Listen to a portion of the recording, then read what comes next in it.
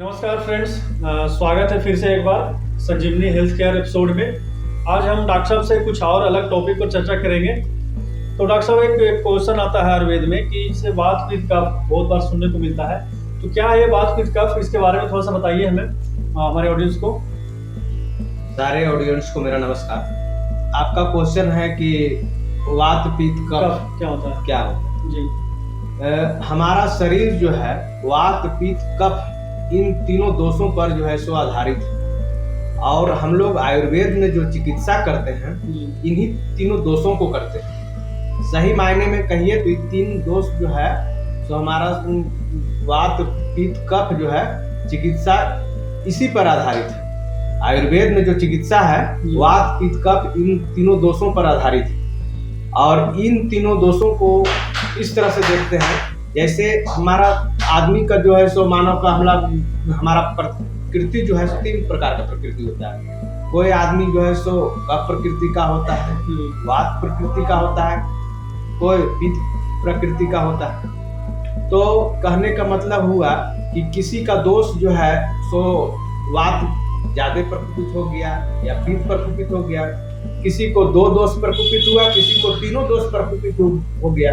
तो यही तीनों दोषों को जो है हम लोग साम्यावस्था में करते हैं। साम्या माने वात पित्त कफ तीनों को जो है नॉर्मल अवस्था में बैलेंस करते हैं। हाँ, बैलेंस करते हैं, यानी इक्विलिब्रियम रेंज में लाते हैं। तीनों दोषों को जो है सो नॉर्मल रेंज में लाते हैं, बराबर में लाते हैं। यही आयुर्वेद का चिकित्सा है। यानी हम लोग जो चिकित्सा करते हैं सीधा जान लीजिए कि वात पित्त और कफ ये तीनों दोषों को करते हैं। आयुर्वेद में इन्हीं तीनों दोषों में सारा चिकित्सा समाहित है। अगर किसी इंसान का शरीर का तीनों दोष अगर बैलेंस है तो हर बीमारी से मतलब बिल्कुल दूर रहेगा, बिल्कुल स्वस्थ है। हाँ, इन्हीं तीनों दोषों पर हमारा दोष में जैसे वात पित्त कफ जो है तीनों जो है साम्यावस्था में, तो हम बिल्कुल स्वस्थ व्यक्ति हैं, समझे।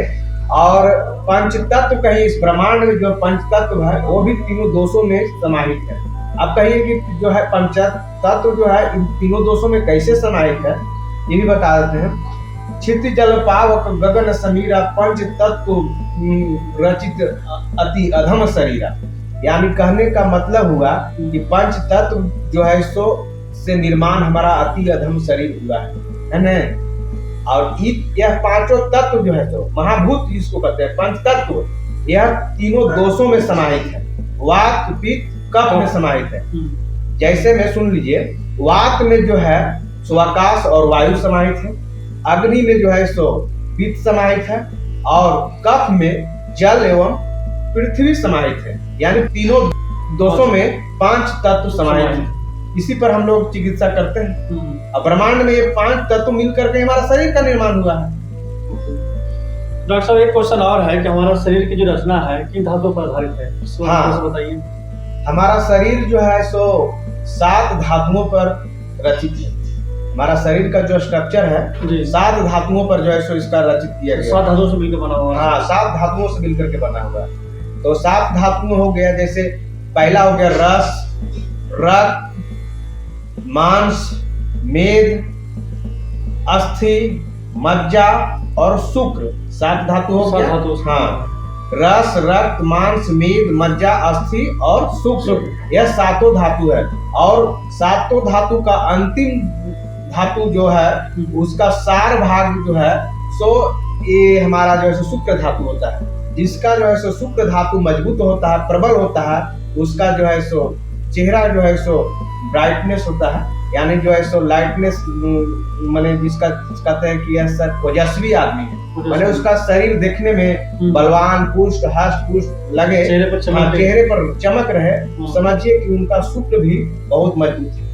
यह 7 धातु पर आधारित हमारा शरीर है। और 7 धातुओं में एक भी धातु अगर जो है सो कोई गड़बड़ हो गया, यानी हमारा 7 धातु में एक भी धातु कमजोर हो गया, बीमार हो गया, तो हमारा 7 धातुओं पर उसका प्रभाव पड़ता है। उससे हमारा हेल्थ पर प्रभाव पड़ता है। हाँ, हेल्थ मतलब वही 7 धातु से शरीर निर्मित है, तो कहीं भी हमारा दिक्कत हो सकता है।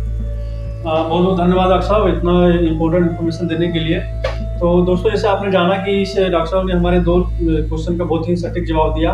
और फिर अगली वीडियो हम मिलेंगे, तब तक के लिए अपना ख्याल रखिए और वीडियो देखने के लिए बहुत बहुत धन्यवाद। आपका दिन शुभ हो। नमस्कार।